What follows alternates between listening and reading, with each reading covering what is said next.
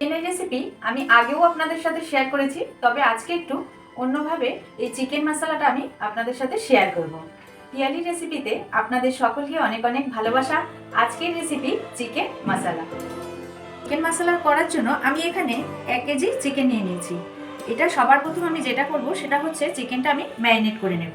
আর কি কি দিয়ে ম্যারিনেট করি সেটাই আপনাদের সাথে আজকে শেয়ার করছি। প্রথমে এখানে আমি নিয়ে নিয়েছি 1 চা চামচ জিরে গুঁড়ো, 1 চা চামচ ধনে গুঁড়ো, গোলমরিচ গুঁড়ো 1 চা চামচ, কাশ্মীরি লঙ্কার গুঁড়ো, হলুদ গুঁড়ো 1 চা চামচ।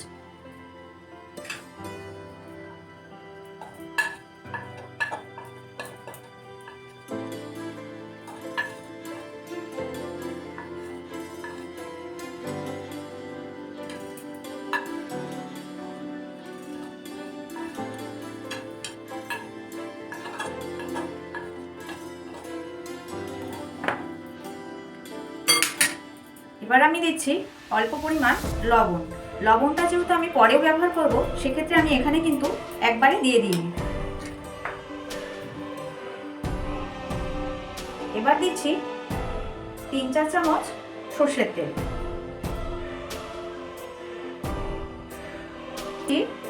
1 চামচ মতন ভিনেগার। এবার দেব 2 চামচ কাঁচা লঙ্কা পেস্ট, আর দেব 2 চামচ আদা রসুন পেস্ট। আমি দিচ্ছি এখানে কিন্তু 50 গ্রাম মতন দই আছে। দইটা আমি আগেই একটু ফেটিয়ে রেখেছিলাম। এটা ভালোভাবে এইভাবে ঠিক হাত দিয়ে এটা ম্যারিনেট করে একটু রেখে দেব। এটা ঠিক আধ ঘন্টা একটু রেখে দিতে হবে। দেখুন চিকেনটা কিন্তু আমার ম্যারিনেট করা হয়ে গেছে। এটা আমি একটু আধা ঘন্টার জন্য রেস্টে রেখে দেবো। কিন্তু দেখালাম যে আমি 1 কেজি ওখানে চিকেন নিয়ে নিয়েছি, আর 1 কেজি চিকেনে আমি এবার সব মশলার পরিমাপটা আপনাদের সাথে শেয়ার করছি। এখানে আমি কিন্তু 3টে মিডিয়াম সাইজের পেঁয়াজকে ঠিক এইভাবে পাতলা পাতলা করে কেটে রেখেছি। আর এখানে নিয়ে নিয়েছি 1/2 ইঞ্চি মতন আদা আর 1.5টা মতন রসুন একসাথে আমি আজকে পেস্ট করেছি। আর এখানে 10-12টা কাঁচা লঙ্কা পেস্ট করেছি, 2টো ছোট সাইজের টমেটো পেস্ট করেছি। আর নিয়ে নিয়েছি এখানে কিছু গোটা গরম মশলা, যেটা আমি ফোড়নে দেবো। আর সবশেষে দেবো আমি কাঁচা লঙ্কা আর ধনেপাতা কুচি। আর আজকের রেসিপিটা কিন্তু আমি পুরোটাই সরষের তেল দিয়ে করবো। আসুন দেখে নেওয়া যায়। কড়াটা বসিয়ে দিয়েছি, কড়াটা গরম হয়ে গেছে। এবার তাতে আমি দিয়ে দিয়েছি পরিমাণ মতন সরষের তেল।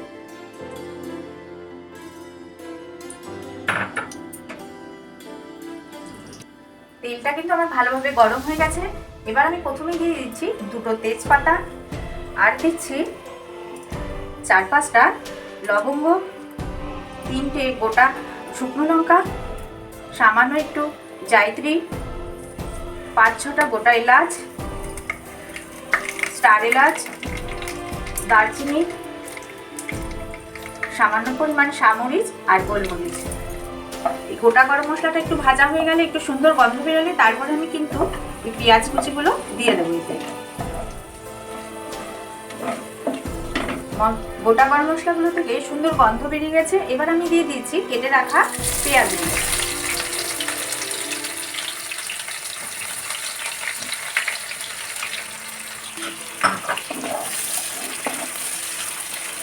পেঁয়াজটা কিন্তু আমি ঠিক এই যে এইভাবে একটু লাল লাল করে ভেজে নিয়েছি। পেঁয়াজটা আমার সম্পূর্ণ ভাজা হয়ে গেছে। এবার আমি দিয়ে দিচ্ছি আদা রসুন পেস্ট, আর দিচ্ছি কাঁচা লঙ্কা পেস্ট।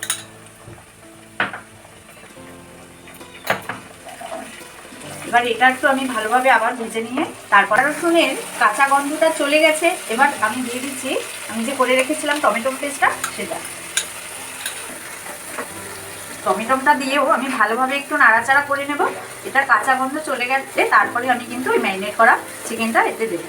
হ্যাঁ, আমি বলি এখানে কিন্তু আমি কোনো চিকেন মশলা, যেটা মানে কিনতে পাওয়া যায় গুঁড়ো মশলা, ওটা কিন্তু আমি কোনোভাবেই এখানে ব্যবহার করিনি। আপনারা কিন্তু সেটা দেখতেই পেলেন। আমি কিন্তু এখানে সব গোটা গরম মশলা ইউজ করেছি। দেখুন টমেটোর কাঁচা গন্ধটা চলে গেছে এবং আদা রসুনেরও কাঁচা গন্ধটা চলে গেছে। এবার আমি ম্যারিনেট করা চিকেনটা এতে দিয়ে দিচ্ছি।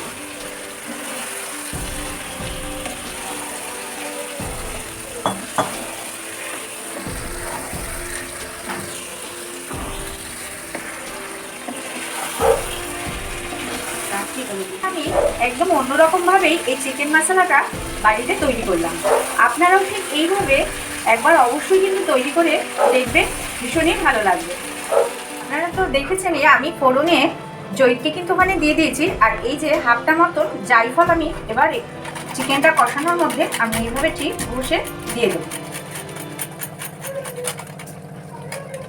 এখানে আপনারা দেখতেই পেয়েছেন আমি টমেটো পেস্ট আর টক দই দিয়েছি। এবার সব টকটা ব্যালেন্স রাখার জন্য আমি এখানে সামান্য পরিমাণ মিষ্টি দিলাম, একটু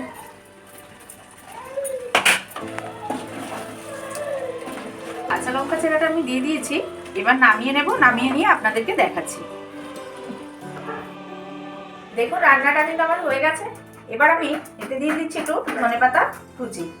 আজকের রান্নাটা আপনাদের কিরকম লাগলো অবশ্যই কিন্তু জানাবেন। আমি পিয়ালি, ভালো থাকবেন, সুস্থ থাকবেন, আবারও দেখা হবে নতুন কোনো রেসিপিতে।